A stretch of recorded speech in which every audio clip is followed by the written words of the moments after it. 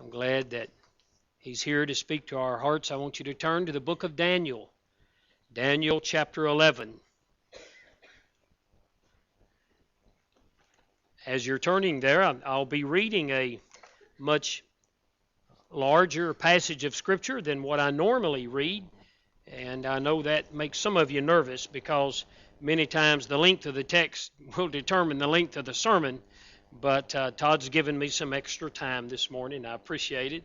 But we're not going to be able to bring out everything in this text. And this is the one thing about Bible prophecy.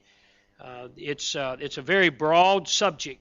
And when you get in one area, normally it touches other areas. And if you're not careful, you're just almost consumed with that particular theme or that particular thought.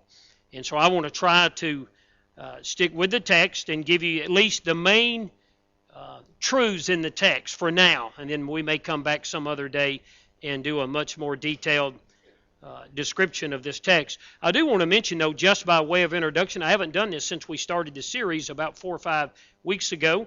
We're looking at the maze of the last days, and if you remember, we started with message number 1 with why study Bible prophecy, because a lot of people feel that it's a subject that's deep, that's complicated, and probably a subject that we shouldn't dwell on.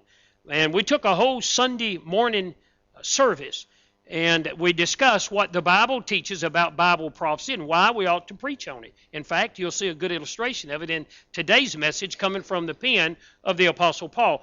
And then we moved from that to the hand of God in the land of Israel. And for 2 weeks, we looked at God's promise to the nation of Israel regarding the Abrahamic covenant and how the land was promised to them, and we looked at some history in the Bible, so forth and so on. And then we moved from that to what some call the rapture of the church. I called it millions missing, because there'll be millions of Christians missing. And then while we were looking at this rapture, the next week we looked at the judgment seat of Christ. We were already in heaven at the rapture, and I thought, well, that's a good time to look at our works, what we've been doing for Jesus, and the examination of our works. Now today, we move from the judgment seat of Christ back down to the earth. What's going on? What will go on after the church is removed? What takes place? There's many things that will take place, but one of the first things is the Antichrist coming on the scene. So look at, if you will, Daniel chapter 11. I'm going to start reading at verse 36 and read down through the end of the chapter. Daniel 11:36. Then the king shall do according to his own will. He shall exalt and magnify himself above every god, and shall speak blasphemies against the God of gods, and shall prosper till the wrath has been accomplished. For what has been determined shall be done. He shall regard neither the God of his fathers, nor the desire of women, nor regard any god. For he shall exalt himself above them all. But in their place he shall honor a God of fortresses, and a God which his fathers did not know he shall honor with gold and silver, with precious stones and pleasant things. Thus he shall act against the strongest fortresses with a foreign God, which he shall acknowledge and advance its glory. He shall cause them to rule over many and divide the land for gain. At this time, at the time of the end, the king of the south shall attack him, and the king of the north shall come against him like a whirlwind with chariots and horsemen and with many ships. And he shall enter the countries, overwhelm them, and pass through. He shall also enter the glorious land, and many countries shall be overthrown, but these shall escape from his hand: Edom, Moab, and the prominent people of Ammon. He shall stretch out his hand against the countries, and the land of Egypt shall not escape. He shall have power over the treasures of gold and silver, and over all the precious things of Egypt. Also the Libyans and the Ethiopians shall follow at his heels. But news from the east and the north shall trouble him. Therefore he shall go out with great fury to destroy and annihilate many. He shall plant the tents of his palace between the seas and the glorious holy mountain. Yet he shall come to his end, and no one will help him. What a tremendous passage of Scripture. In fact, it would do well to come back at a later day and look at the whole chapter. In regard to Bible prophecy, it's one of the most amazing chapters in the Old Testament. If you look at the chapter as a whole, which is what you should do if you're studying this theme, you'll find out in verses 1 through 35, Daniel gives a prophecy. And this particular prophecy now to us is history. If you look at the first 35 verses, though Daniel was making a prediction, he didn't really see it fulfilled, but we have seen it fulfilled in history. And just to give you a little summation of it, this particular section deals with Assyria, Babylon, and Persia, three of the strongest nations in ancient Israel. During that time, Daniel is writing about how God will use those three nations to discipline the children of Israel because of their rebellion and their idolatry. And so he covers that area, and there's one particular person that arises out of all of these victories. Those of you that have some knowledge of Bible history in that day will know, or maybe you'll remember his name, Antiochus Epiphanes. And he was a Syrian leader. He was a very wicked, very powerful leader, and he hated Israel. In his power, he was able to capture the city of Jerusalem. His desire was to annihilate all of the Jews. He immediately stopped them from practicing the law and offering sacrifices. In fact, to show them just how he felt about the God of Israel, he took a pig and he offered a pig in the Holy of Holies in the place of a lamb, which was the ultimate of sin in regard to the Jews. And if you know anything about the non-canonical books, and I don't want to get too detailed, but Maccabees written during Malachi and Matthew, they record some of his events. Now, they're not historical Bible books, but they do have some good history. But there's a sudden change. If you study this chapter, Daniel moves away from what was prophecy to him, but it is now history to us. He comes back to another prophecy, beginning with verse 36, going through the end of the chapter. And the prophecy here is also prophecy to us. It's not been fulfilled. Daniel is looking over or through the centuries of another leader, much like the Syrian leader, Antiochus. But this leader, in the last days, he will hate Israel too. He will desecrate the temple too. He will try to annihilate the Jews himself. But his name is not Antiochus. His name is Antichrist. He is called another place. He's been given many titles. Another place, he is called the beast in Revelation 13 that shall arise out of the sea. He'll have his own false prophet to promote his worship and to promote his policy. In fact, the Antichrist and the false prophet are so wicked. The Scripture says in the book of Revelation, chapters 19 and also chapter 20, verse 10, that both of these two individuals will be thrown alive in the lake of fire. Isn't that amazing? So wicked. In chapter 19, they're thrown in the fire, and in chapter 20, after the judgment, the great white throne judgment, the Scriptures say they're still there. Now, I must be honest and say, as I studied this text, I really struggled with it, and I'll tell you why. Number one, it's so detailed, it's so long.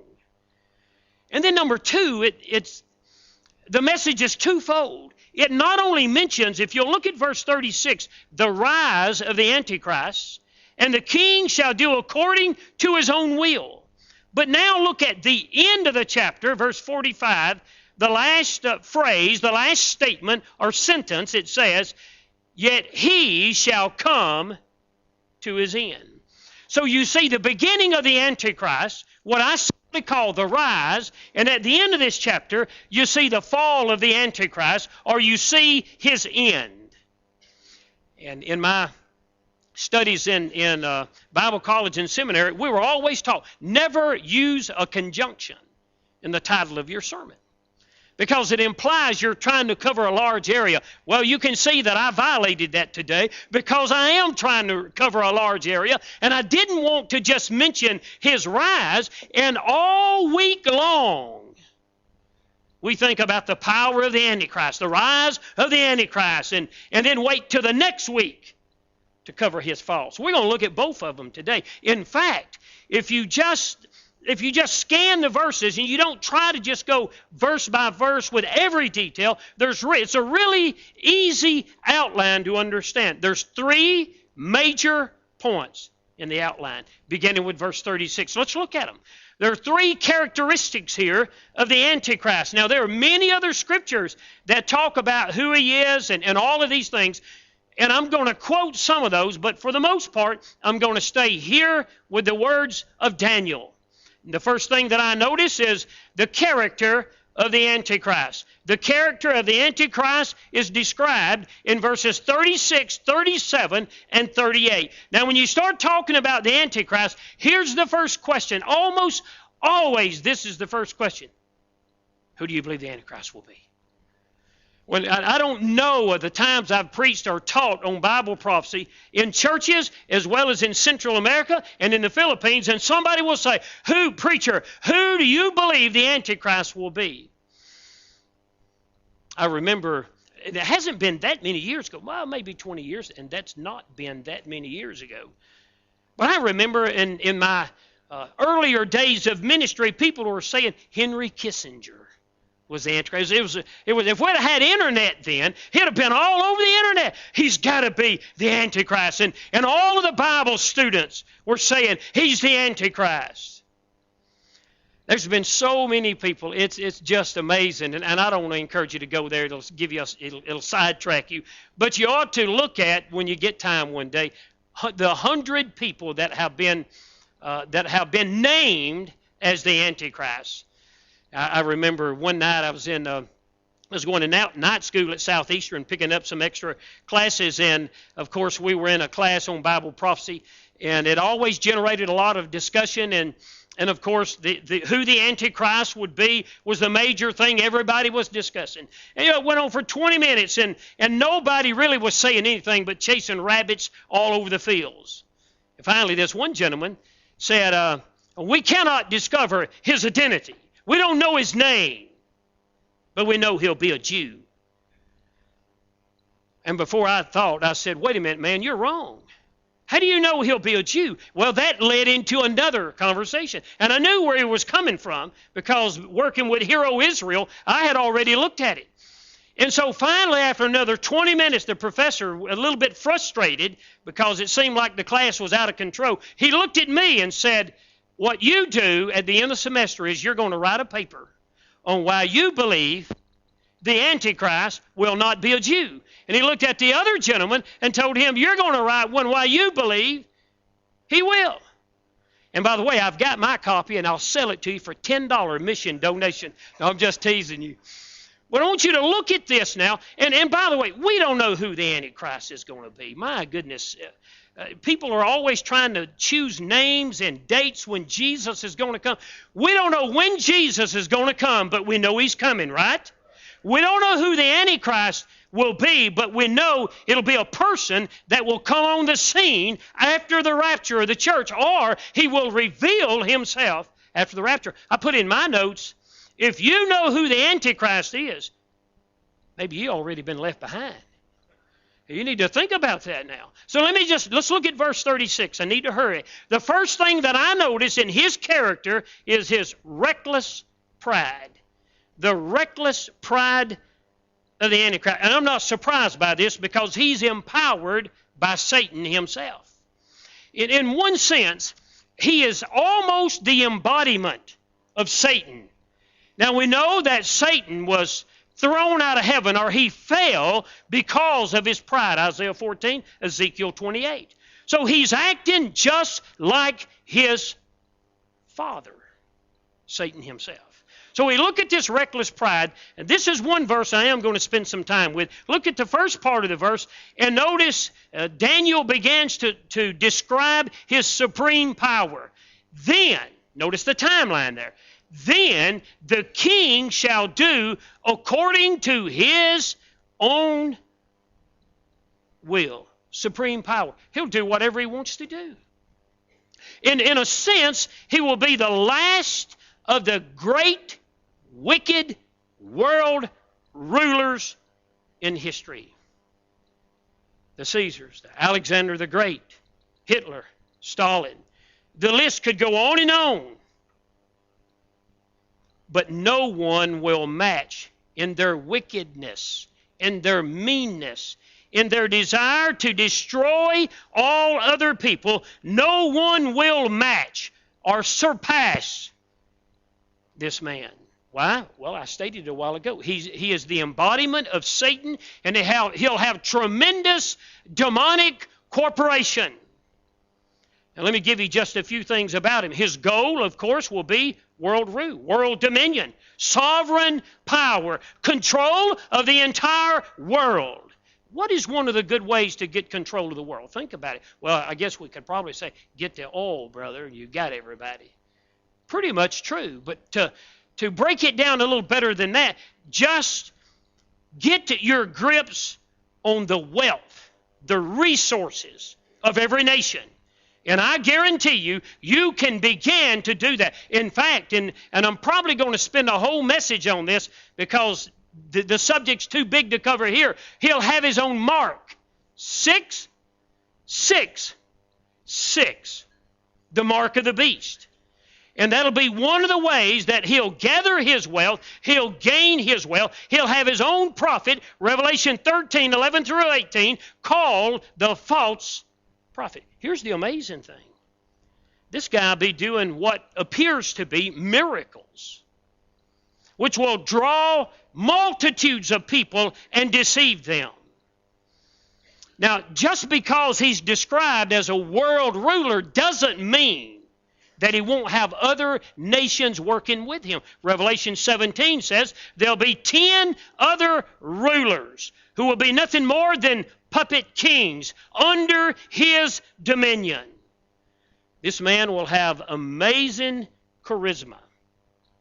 He'll be able to, after the rapture of the church and all the chaos that exists, he'll be able to pull the people together, even to the point to where Israel will sign a peace agreement, something that every president has been trying to do since they became a nation in 1948, probably in the late 50s, certainly in the 60s. They've been trying to get a peace agreement, and no one has been successful. But the Antichrist will be successful. He'll be able to unite the Western world with Israel, Israel with the Muslims with Israel, and one another. His power will be so broad and so amazing that to the Jews, the unbelieving Jews, he'll be the Messiah. To the Muslims, the Mahdi. To the Hindus, he'll be Krishna. To those who are in the Eastern religions, he'll be the mantra, the Messiah they're looking for. And they'll all go after him like you wouldn't believe. His supreme power. Look again at verse 36. Notice his pride, his sinful pride. He will exalt himself, or it will exalt and magnify himself above every God. In his mind, he'll be God. And he'll exalt himself like that. Jesus called this the abomination of desolation spoken by Daniel, the prophet. Paul described his actions like this. Listen carefully. If you're taking notes, 2 Thessalonians chapter 2, verses 3, 4, and 5. Paul said this, "Let no one deceive you by any means, for that day will not come unless the falling away comes first.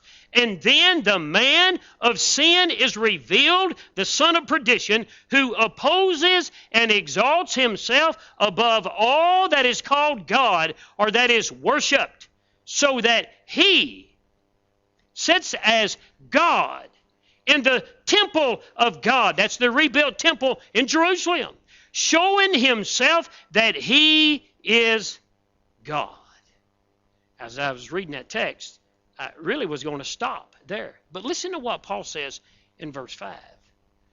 "Do you not remember that when I was with you, I told you these things?" Do you know what Paul said? Don't you remember when I was with you, I taught you why you ought to know Bible prophecy? He said, I taught you these things. Don't be surprised. Don't be amazed. You might wonder, how in the world could the Antichrist, who would declare himself to be God, be able to encourage Israel to sign a peace agreement? According to Daniel 9:24 through 26, the peace agreement will be 7 years. And Daniel said after 42 months, 3.5 years, after 3.5 years of false peace, then he'll have an all-out attack by going into the temple and demanding that all of the Jews worship him. Supreme power, pride. Look again at verse 36. Notice the shocking profanity of the Antichrist. Listen to what he says. "And he'll speak blasphemies against the God of gods, and shall prosper till the wrath has been accomplished, for what has been determined shall be done." His blasphemy of God is unparalleled in human history. Listen to how John describes it in Revelation. "And he," the Antichrist, "was given a mouth speaking great things and blasphemies. He was given authority to continue 42 months. Then he opened his mouth in blasphemy against God, to blaspheme his name, his tabernacle, and those who dwell in heaven." As I study in this text, the question that immediately, because I try to envision, if I'm listening to somebody teach these truths, what kind of questions is going through my mind as I hear it? And as I was studying the text in light of that, it dawned on me, why would God allow the Antichrist to come to this kind of power? And then it dawned on me the bigger picture. This must take place, because God's final program says that he will ultimately, finally be put down, and Israel will receive the land that he promised to Abraham, Isaac, and Jacob. Look at verse 37, the religious policy of the Antichrist. The religious policy. Now there's several interesting things here. Some of it we can know, some of it we're just not sure. But notice his custom in verse 37 is mentioned first. "He shall regard neither the God of his fathers." This was the verse that the gentleman at Southeastern used to say that the Antichrist would be a Jew, because it says the God of his fathers. Now here's the interesting thing about that particular translation. The Hebrew word for God can be translated either singular or plural. Now in our King James translation, certainly that's the translation I use, it's a great translation, our translators translated this term singular, the God of his fathers. But if you study the context of this chapter, especially this paragraph, it is God's, plural. In fact, the American Standard Version, which my pastor really loved, I'm talking about the old American Standard Version, the Holman Christian Standard, all and many other translations use the plural form rather than the singular. So it would in essence say this, that he will neither regard the gods, plural, of his fathers. In short, he'll have no concern with religious beliefs whatsoever. There's another statement that's a little difficult to understand. Look at the rest of the verse. Nor the desire of women. Now, this may be the most difficult part of the entire paragraph to interpret. Some believe because of this, some believe the Antichrist will be a homosexual because there's no desire here, a normal capacity for a wife or for a woman. Some believe that he'll lack the gentleness and the graciousness that's characteristic of most women. It probably believes, though, that he'll have no desire, no interest in women or anything else, anyone else, whether it's a mother, a wife, a sister, or whatever. He'll have no desire for women. Look at number 3, verse 37. Notice his belief, what I call his creed, nor regard any God. Have you ever noticed that most people have some kind of God or some kind of higher power that they trust in or they believe in? And man, over the years, mankind they've created false gods to give people a sense of security and assurance. The Antichrist will have no concern for any other gods nor the God. Look at verse 37. This is the key. Notice his conceit. For he shall exalt himself above them all. His chief concern is not being married, no family relationship. His chief concern is no gods, including Jehovah God. His real concern is he's going to exalt himself above everything. And in fact, we're going to see, as Paul said, he will even say that he is God. He will exalt himself. And by the way, that was the plan of Satan when he was thrown out of heaven. He said, I'll be like the Most High. There's 7 I will statements in Isaiah 14. You study that. 7 statements. I'll do this. I'll do this. My pastor used to say the devil had eye trouble. He still got eye trouble today. But here, he's using the Antichrist to exalt himself. Now, his real purpose is mentioned in verse 8, the real purpose of the Antichrist. But in their place, he shall honor a God of fortresses. Now, that's an interesting statement. And a God which his fathers did not know, he shall honor with gold and silver, precious stones, and pleasant things. Fortresses. It's used 5 times in this chapter. In each time it's translated, it means a strong place, a fort. It's a direct reference to the military power that the Antichrist will trust in. He'll have no concern for natural affections. He'll have no concern for any gods. His God will be his military power. I'll rule the world with my own power would be his creed. Now notice, secondly, beginning with verse 39, the conquest. The character described, now the conquest of the Antichrist is decisive. And this particular portion covers several battles. There's just no way we can mention all of them, or we can mention the battle itself and what happens. It would take too much time, and maybe we can come back some other time. But there are a series of military maneuvers in this text that will take place during the last half of the tribulation period. Just remember, the first 3.5 years, peace. False peace, but peace. The last 3.5 years, persecution, war, and destruction. It's the best way to divide it and understand it. Well, we're in the last half of that period. The Apostle John gives us a picture, a very good ideal, writing about the Antichrist, how he will come on the scene after the rapture of the church. And listen to his description. I'm just going to read one verse instead of the entire chapter. And I looked, and behold, a white horse. Now, isn't that interesting? Because that's what Jesus comes back on in Revelation, a white horse. And notice that he's on a white horse. He who sat on it had a bow, and a crown was given to him. Bow, crown, and he went out conquering and to conquer. Now, what's missing? You have a bow. I know we got deer hunters in this church. And I deer hunted with a bow one time. No, 2 times. Second time, I quit. I had Lynn's daddy with me.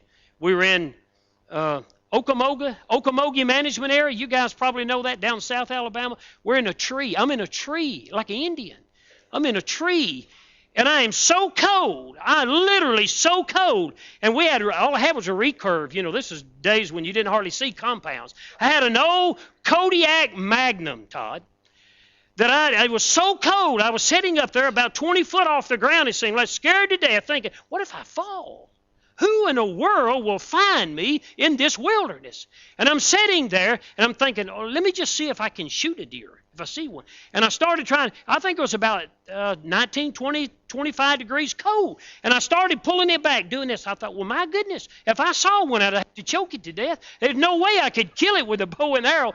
I did. You can ask Lynn's daddy. He was mad at me for a year. I came down. I thought, man, the Indians, read American history. The Indians almost starved to death trying to kill venison. I came down out of the tree. I knew where Ernie was at, and I hollered for him. And I said, let's go, man. What do you mean, let's go? We just got here. I said, I'm freezing to death. I'm not going to die down here. And I quit. But I'll tell you what, when I climbed that tree, I had my climber, I had my bow, and guess what else I had? Arrows.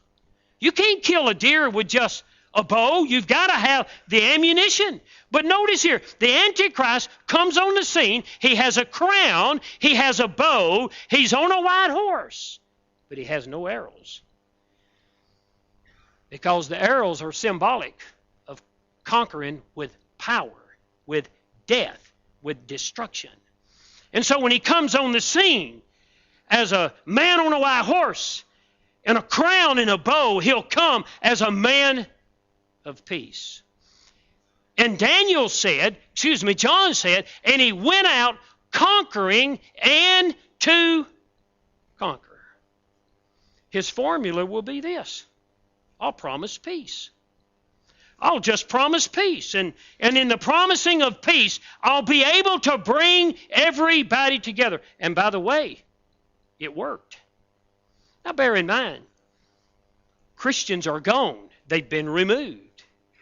One of the interesting things we don't have the answer to, my goodness, I'm running out of time. I need to hurry. We don't have the answer to is what's going to be the explanation of millions of people suddenly gone. And the Bible is silent in that area. I don't know what the answer will be, but there is an indication that this man, whoever he is, will have the right answer to calm the fears of the people and to settle the people. Let me give you a couple of things quick. Look at verse 39. Notice his great power. It says that he'll act against the strongest fortresses with a foreign god, that he'll acknowledge, he'll advance its glory, he'll cause them to rule over many and divide the land for gain.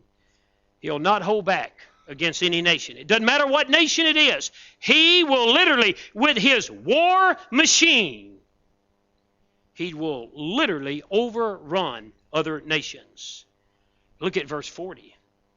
When you stop at verse 39, you think nobody will stop this man, but notice the great problems of the Antichrist starting with verse 40. Now, I stated the first 3.5 years tribulation period, he'll have world dominion, and the false church of that day will coexist with his reign, but then things will begin to become unraveled. You know, it's hard to hold the world together under one particular person. And by the way, during that time, after the first 3.5 years, starting in the second half of the tribulation period, if you get home, read Revelation chapter 6 all the way through chapter 16. That's what God does in the last half of the tribulation period. He pours out his wrath upon those who are upon the earth, upon those who are part of the kingdom of the Antichrist. You get an idea that it's going to be tremendously difficult, almost impossible to live during that time. Verse 40 talks about the people that he'll conquer.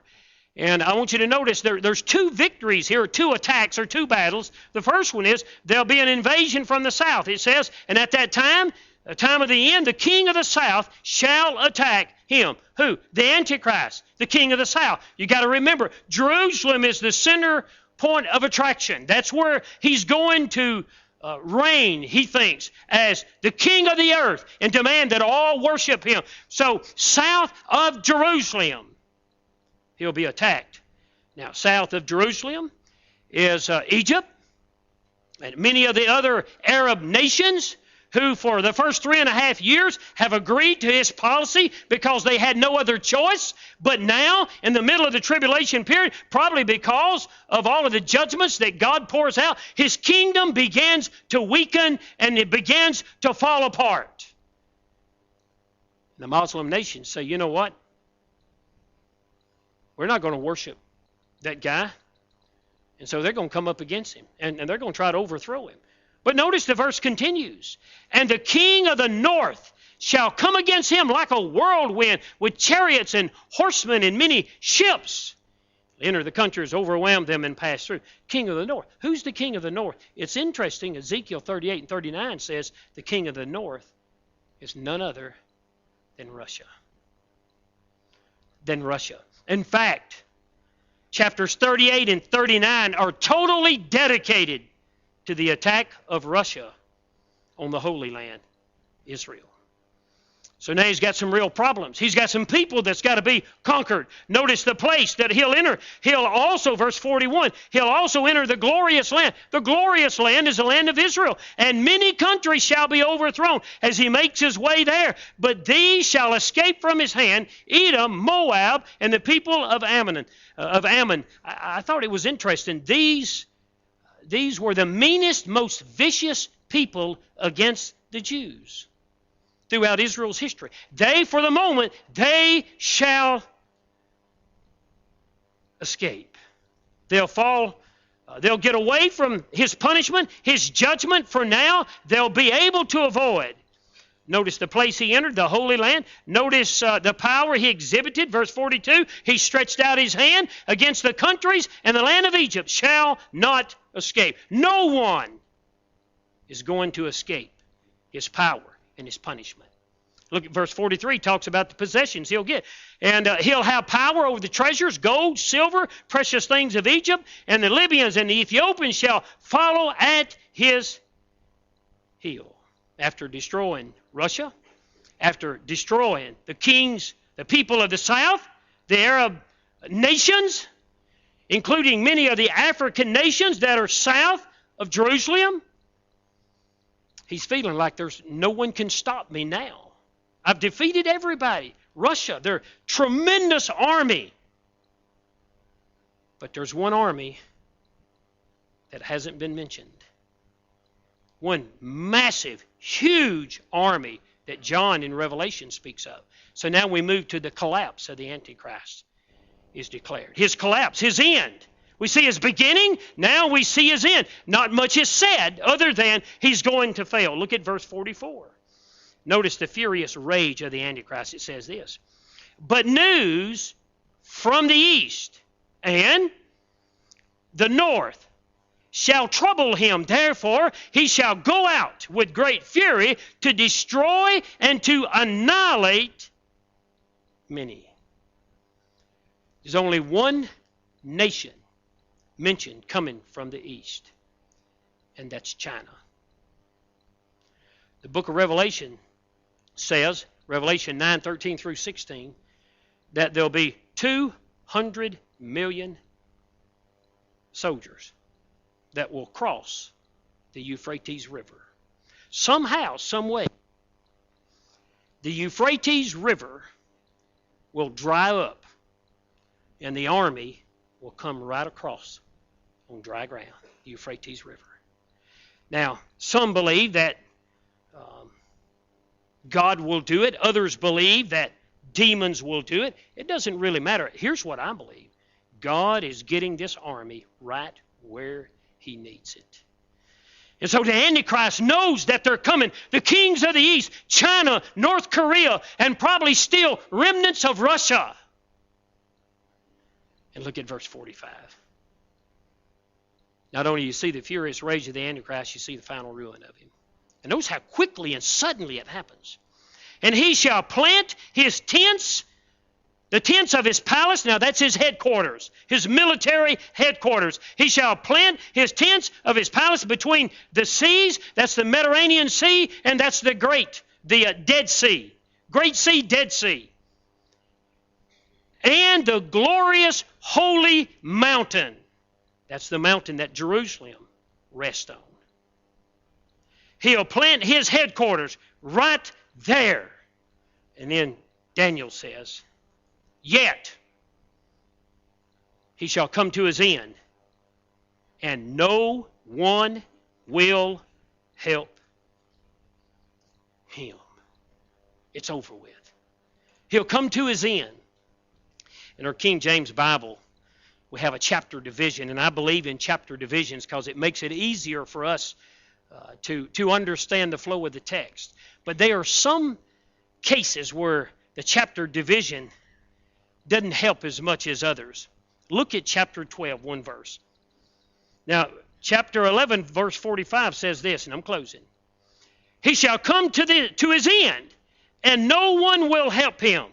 Just act like there's not another chapter there, because when you see another chapter, you're thinking in terms of a new subject, a new theme. But notice just going from, he'll come to the end, and no one will help him. At that time, Michael shall stand up. Oh, Michael. I just wished I had time. I tell you, Michael's the war angel. He's the military angel. Gabriel is the messenger angel. When God wanted to send a message about Jesus, he used Gabriel. But when God was bringing war, he used Michael. Listen to what it says. Oh, I'm getting sidetracked. I'm just going to read it and move on. And there will be a time of trouble such as never was since there was a nation, even to that time. And at that time, your people shall be delivered. That's Israel. Everyone who is found written in the book. Now, here it is. Let me see if I can paint the picture, then we're going to close. The Antichrist has set his headquarters up. We're at the end of time. We're at the end of the tribulation period. He set his headquarters up right there in Jerusalem. Dead Sea, Mediterranean Sea, in Jerusalem. Right in the very heart of where God said, this is my land. He's defeated Russia. He's defeated the Arabs, the African nations. He's defeated everybody. China, who wants that oil, who needs that oil, says, you know what? After all of these wars, he's weakened. We're going after him. And China marches that way, marches right across the Euphrates River. And by the way, in 1983 or 84, China had already posted they had a marching army of 200 million soldiers. Now, I don't know if that's true, but that's what they said. But I know they're going to have those kind of... Here they come. They cross the Euphrates. They're marching to Jerusalem. The Antichrist knows there's going to be war. The Jews are frightened. They feel their nation and their whole kindred are going to be annihilated. That's when Jesus said in Matthew 24, when you see these things, run. Run. Don't even come down and get your clothes. Run as fast as you can. Here they come. They're marching. The Antichrist sitting there ready to do battle with him. Then all of a sudden, hallelujah. When they get in the valley, I've been there. That's the reason I get excited. I've been in the valley of Megiddo, or the valley of Armageddon, as it's called in the scriptures. As the armies march, China marches into that great valley, and it looks like they're going to have war to see who owns Israel. Then suddenly John said in Revelation chapter 19 that he, Christ, will come on a white horse. And he'll see those armies all gathered trying to destroy that little old nation of Israel. And the Bible said he'll speak with the sword of his word. He'll speak the word and they'll be annihilated just like that. All of them, just like that. He'll split the sky. That's when I read last week, Israel, the scripture said in Zechariah 13 and Zechariah 14, they'll see him and they'll see his hands. What happened to your hands? And he'll say, this is what I received from the house of my friends.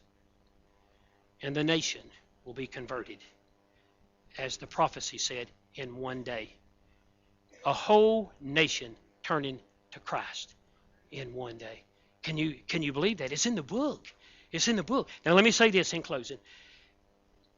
When I say the whole nation turns to Christ, Zechariah 13 says, when the tribulation starts and the war starts and the punishment starts and all this, that 2/3 of the Jews will die.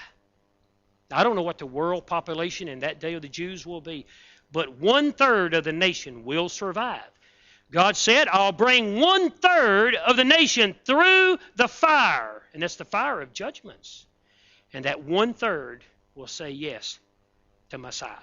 Yes to Jesus. Now, church, I don't know any other way to close than just to make the application like this. We are living today in the last days. Now, I don't know when the rapture is going to take place. God hasn't given me a date. And you know what? He won't give me a date or anyone.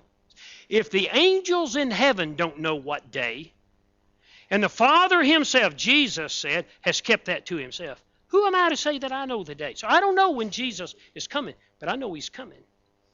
And I know that after he comes, there'll be tremendous, tremendous judgment poured out on the face of the earth. Knowing all of that's going to take place, if we're not careful, we'll have a tendency to get discouraged because we've worked hard to own our houses, our cars, our 401s. We've worked hard to get where we are so we can take care of the children and the grandchildren and so forth and so on. And it's hard to grasp turning loose of all of that. I'm just being honest with you now. Think about it. I was sitting last Tuesday night. It's Thursday night at my daughter's house. Had that little old Silas. Did I tell y'all he looks just like me? Did I tell you that? Oh, no. I was sitting there holding little old Silas, and I'm just thinking, Jesus is coming. He's coming. And in my mind, I'm thinking, Silas has got all these years, and boy, I want to influence him to be a preacher or a missionary or something. Let me say this, church. We shouldn't be discouraged at all. We should be encouraged. We should be encouraged. Now, here's what God gave me to sum this up. And this has helped me this week. Because as I've studied this out, I've spent, you don't even want to know the hours I've spent trying to bring this together in one sermon.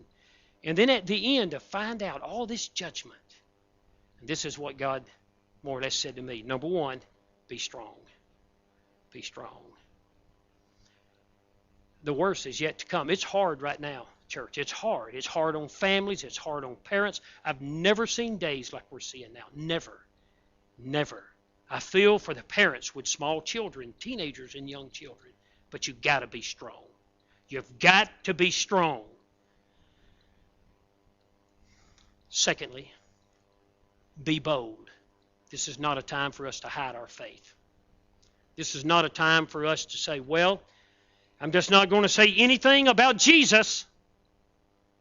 What if your children or your grandchildren or your parents or your aunties or uncles are left behind? Be bold.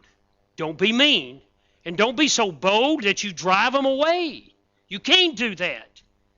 But I'm telling you, everyone needs a friend and everyone wants to feel they are loved. Two tremendous tools of evangelism. Number three, be encouraged. I don't know what all God is doing, but He knows. And I can tell you, He's right on course with His perfect will. He's not confused. He's not trying to find another plan. He's on course. Be encouraged. We may not understand it all, but be encouraged. And then number four, and this is it. Be ready. Be ready. Be ready to go when the trumpet sounds. Be ready to go when death knocks on your door. Let's stand to our feet, heads bowed and eyes closed as our musicians come forward. We give an invitation and try to wrap everything up. Be strong, be bold, be encouraged, and be ready. Be ready.